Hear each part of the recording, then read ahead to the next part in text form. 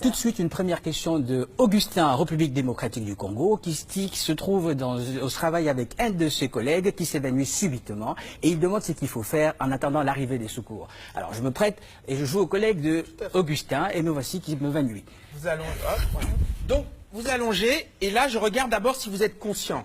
Si vous êtes conscient, je peux simplement vous relever les jambes et là, ça va permettre d'avoir quasiment 2 litres de sang qui vont venir vers le cœur et finalement vers les organes nobles comme le cerveau. Cependant, si jamais je viens, je dis « Monsieur, vous ne répondez pas », je vous stimule, aucune réponse. D'accord? À ce moment-là, je viens, je prends le bras, je le laisse tomber sur votre tête et je regarde. Si le bras tombe, ça veut dire qu'a priori, il y a une inconscience. Je passe donc à la deuxième chose. Je suis comme ça, on s'est d'accord, je ne respire pas bien. Il faut vérifier les voies aériennes. Donc je vais mettre la tête en arrière, ouvrir la bouche pour permettre d'aligner, de permettre de respirer efficacement. Et à ce moment-là, je regarde s'il y a quelque chose. S'il y a un corps étranger, parce que ça peut être lié à une fausse route, j'enlève le corps étranger.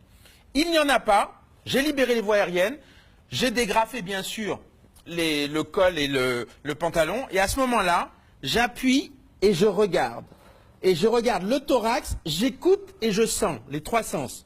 Et je compte jusqu'à 10. 1, 2, 3, 4, 5, 6, 7, 8, 9, 10. Si la personne respire, j'appelle déjà parce que là, je sais qu'il est au minimum dans le coma, puisqu'il est inconscient et qu'il respire.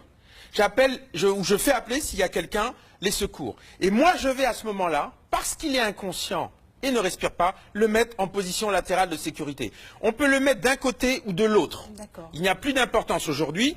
Je prends la jambe, je la cale, je prends le bras, je le mets sur la joue, je prends l'autre bras, si j'ai décidé de le mettre sur le côté gauche, et à ce moment-là, je peux me mettre de l'autre côté pour accompagner, ou si je suis là, simplement le haut du genou, là je prends l'épaule et le coude, et tout doucement, je le place sur le côté. Je vérifie, vous voyez, la tête est bien, je peux même mettre un coussin.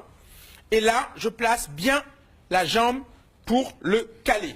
Là, il est stable, on a appelé les secours, on peut essayer de le stimuler, de voir comment il va, mais on l'a mis en position latérale, ce qui fait qu'il ne peut pas vomir. Alors donc là, docteur, on vient de voir la position latérale de sécurité. Et si une personne fait une crise cardiaque devant nous, qu'est-ce qu'on fait? Alors donc on a vu là, s'il est inconscient et qu'il respire, c'est la PLS. S'il est inconscient et qu'il ne respire pas, à ce moment-là, ça veut dire qu'il est mort ou qu'il va mourir. On a instantanément appelé les secours. Extrêmement important. L'appel des secours. Et à ce moment-là, voire aussitôt, soit vous avez même une tierce personne qui peut le faire, appeler les secours, vous mettez entre les deux seins, l'impact est juste au milieu, les bras tendus, et à ce moment-là, on va enclencher le massage cardiaque à une fréquence entre 100 et 120, l'idéal 110 par minute. On utilise le poids de son corps et on soulève un tout petit peu et on appuie. Et si vous regardez, vous allez voir que le rouge petit apparaît, à petit, effectivement. le sang cerveau, circule. vous voyez, est vascularisé. Et là, à 100 par minute, c'est parti et on n'arrête pas. Si jamais, vous voyez, c'est parti, je suis à la verticale et je peux tenir. Il n'y a pas de risque de briser quelque chose? Il est déjà mort. Donc, on ne peut pas plus mourir que mourir. Donc après, s'il a des fractures de côte, il aura des fractures de côte, mais si on l'a récupéré, on l'a récupéré. Et c'est là que peut intervenir, à ce moment-là, le défibrillateur qu'on verra secondairement. Oui, dans une autre émission. Très Merci bien, beaucoup, Massamba Diop. docteur. On va continuer avec une autre question cette fois-ci. Parce qu'il y en a beaucoup. Exactement, celle de Karim au Niger, qui demande ce qu'il faut faire avant l'arrivée des secours quand il y a un accident et que les gens saignent. Alors, la première chose dans un accident, là c'était un malaise au travail. Là, dans un accident, c'est encore plus net, il faut déjà sécuriser. Mais vous sécurisez les lieux et vous commencez à agir. Et pour les hémorragies, alors qu'est-ce qu'on fait? L'hémorragie, immédiatement, imaginons qu'il saigne sur une plaie ouverte, carotide, immédiatement on comprime. Le mieux c'est avec un tissu entre vous et le patient. Compression directe immédiate. Ça ne suffit pas, si c'est un membre, à ce moment-là, il faudra mettre un garrot. Alors donc on va en Guinée-Conakry avec Kaba qui demande quel geste adopter pour sauver la vie d'une personne qui se noie. Alors, la première chose, bien évidemment, il faut la sortir le plus vite possible. Et à ce moment-là, il y a différents stades. On n'aura pas le temps de les détailler, mais en tout cas, il y a les stades, je dirais, où la personne est consciente. Et donc, il va falloir, selon la gravité, l'amener éventuellement aux urgences pour qu'il puisse avoir une radio, parce qu'on peut avoir une complication secondaire à 24 heures, donc quelques heures après, ou alors il est inconscient. Et l'avantage, on vient de le faire, on le met en PLS. Il est en arrêt.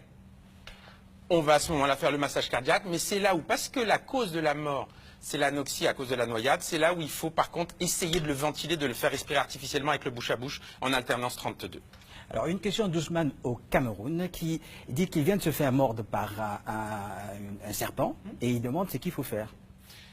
Immobiliser la personne, immobiliser le membre, surtout aucun des produits, entre guillemets, je suis désolé, mais traditionnels, et l'aspi-venin, ça ne marche pas non plus, c'est uniquement les sérums. Mais en attendant, on l'immobilise pour éviter la diffusion dans le corps. Mais les garrots, jamais.